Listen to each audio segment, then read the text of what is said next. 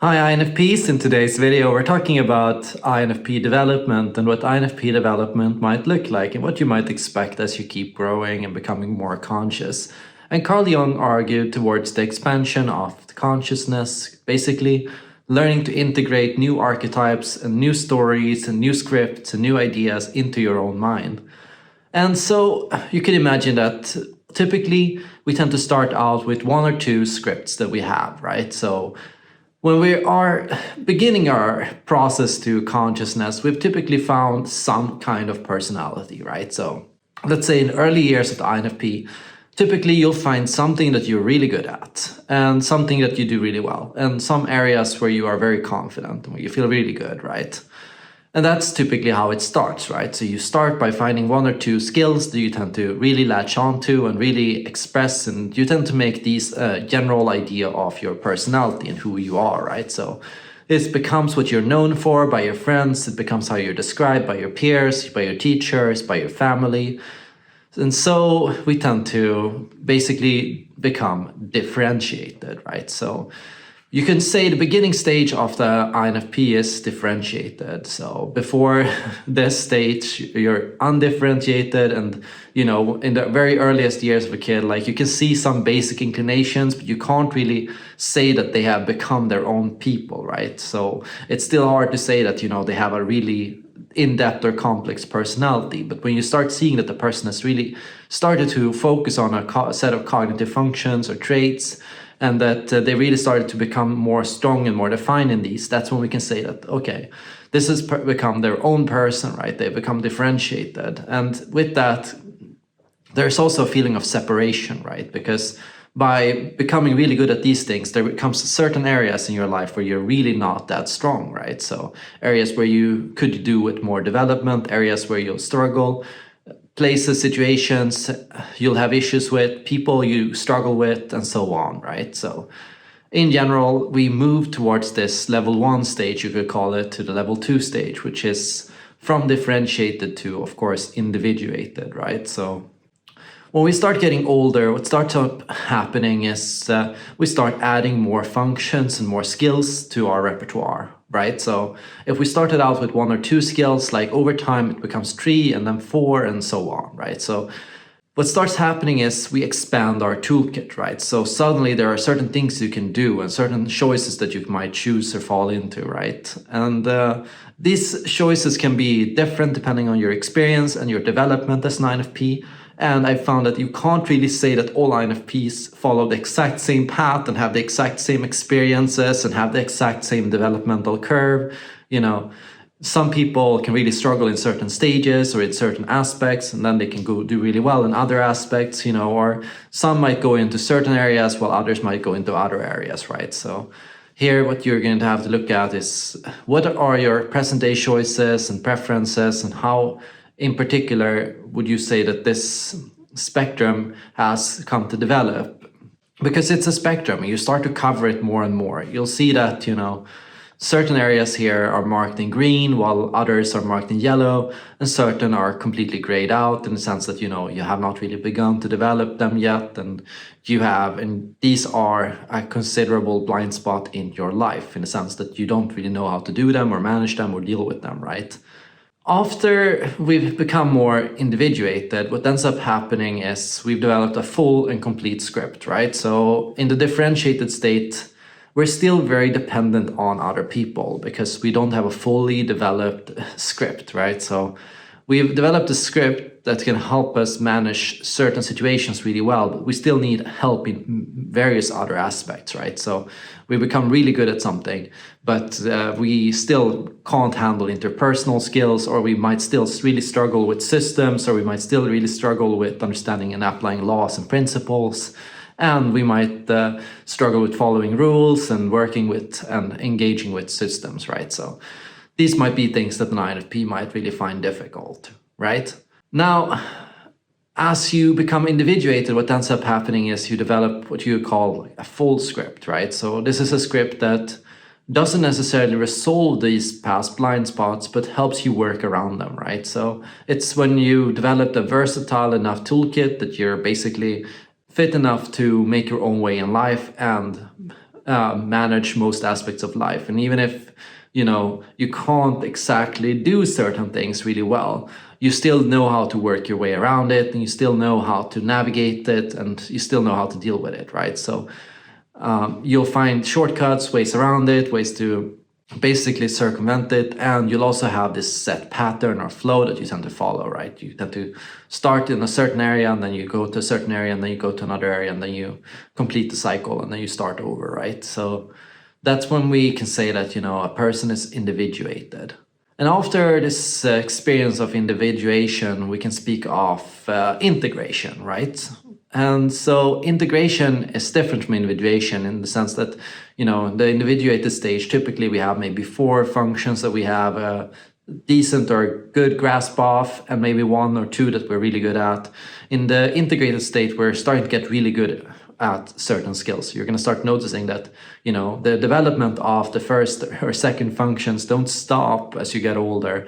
It continues to deepen, and your relationship to these functions becomes even more complex, right? So now if you'd compare yourself to a younger INFP, you'd clearly outmatch them in these areas, and you'd clearly show a higher level of strength because you spent more time working on it and developing it and improving it, right?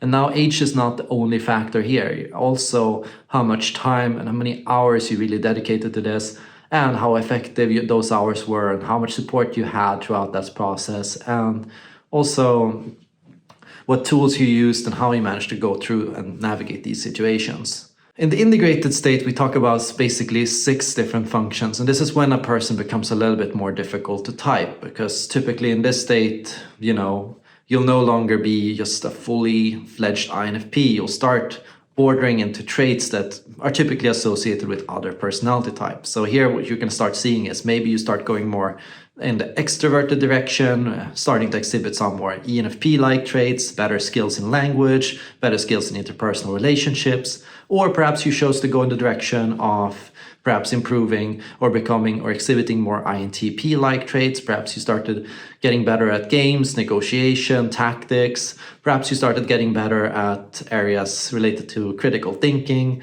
logic, mathematics, and critical thinking. And all of these are your choices, right? So you can choose in which path you go. You might also start to go more towards INFJ-like traits, for example. You might start to develop more emotional intelligence and better control at self-regulation and things like that. Or you might go towards the ability to speculate better, predict things more easily, and to think about the future more effectively, and so on, right? So these are all choices that you might make, and these are what you can talk about and what I tend to track using subtypes, right? So when I start noticing that an INFP starts going very much more to the INFJ subtype, or more to the ENFP, or more towards the INTP or the ISFP, like that's when we start noticing, okay, this person is starting to diverge a little bit outside of their dominant structure. Still, you should always find that, the strongest functions have also deepened and gotten more intense, and that's how you can still, to some extent, say this is an INFP. And you can also track where they are in the spectrum. You can look for the middle, right? Because you can start noticing that, okay, they're starting to border into other traits, but they still tend to have this center point that they tend to really show exceptional development in. So basically what you do here is you look for the source. Finally, we can talk about a person that has completely transcended their personality type, right? So the transcended INFP. And what we can say with the transcended INFP is they should show a higher level development of 8 functions or more, right? So here, what we're looking for is basically a person that has started to border into multiple different personality traits and personality types, right? So they've started to really go in a certain direction. Perhaps they've gained a complete mastery of intuition or feeling, most likely in this regard in feeling.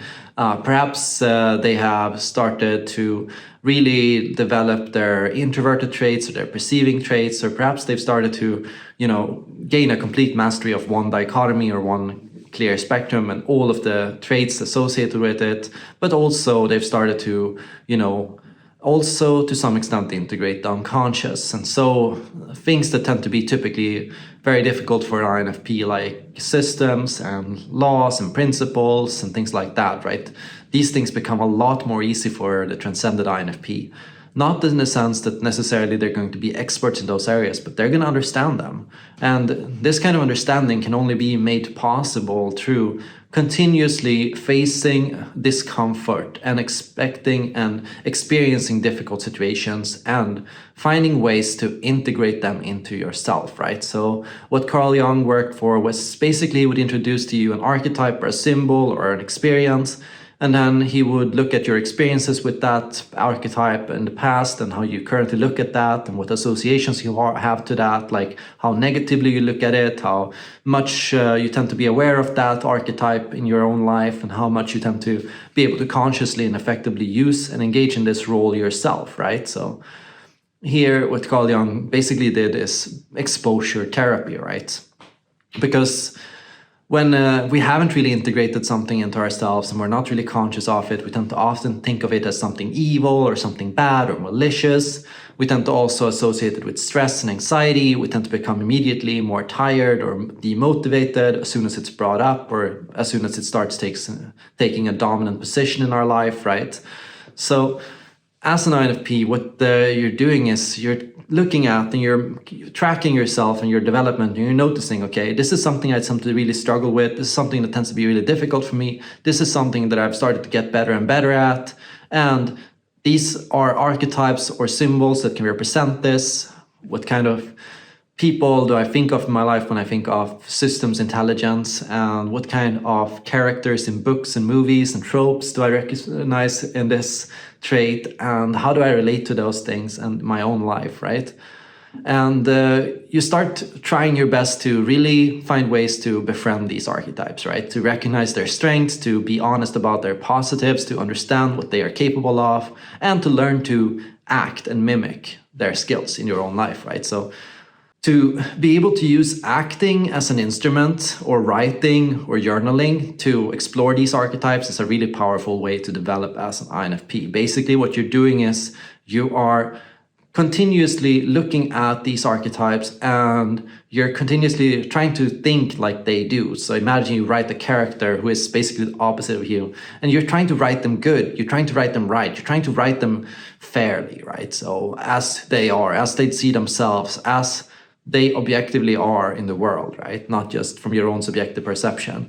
And you start working through, you know, all the challenges and the discomforts and the dislikes that you might have and all the problems you might have with these archetypes, and thinking about, you know, how can these be good and how can I use that in my own life? And it's really like learning to master a new skill in your skill tree. So imagine you have the skill tree, imagine that you're continuously developing these traits and like making them your own, building them onto your own tool set. So that's how INFPs develop. Where are you currently at in your development? What function would you really like to learn and want to know more about? Let me know in the comments down below. Thank you so much for watching. Now get out of here.